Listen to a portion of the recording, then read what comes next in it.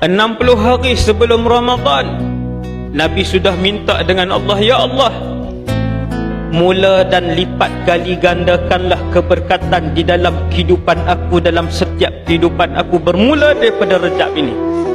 Ulama kata antara sebabnya ialah nak bagi tahu bahawa Rejab, Sya'ban dan Ramadan ini dia ada kelebihan dia yang tersendiri berbanding bulan-bulan lain yang juga ada kelebihannya. 60 hari Nabi berdoa dah, ya Allah, bagilah sampai Ramadan, bagilah sampai Ramadan. Kita pun sama. Cuba tengok lidah kita, cuba tengok hati kita.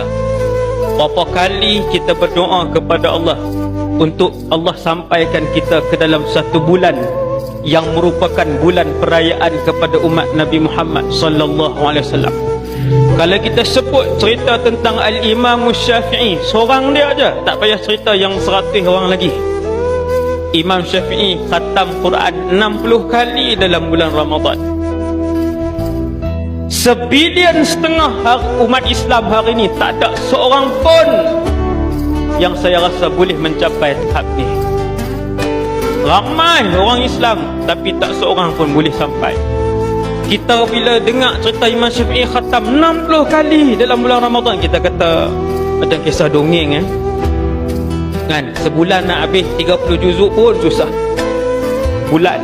Jadi keberkatan ni lah, keberkatan masa, keberkatan keluarga, keberkatan anak-anak, keberkatan ringgit, keberkatan kehidupan, inilah yang diajar oleh Rasulullah sallallahu alaihi wasallam. Minta daripada awal Rejab supaya bila masuk satu Ramadan, bukan baru nak bangat Injil, bukan baru nak buah satu, masuk Ramadan kita dah berada pada dia 4 dah mula sekarang.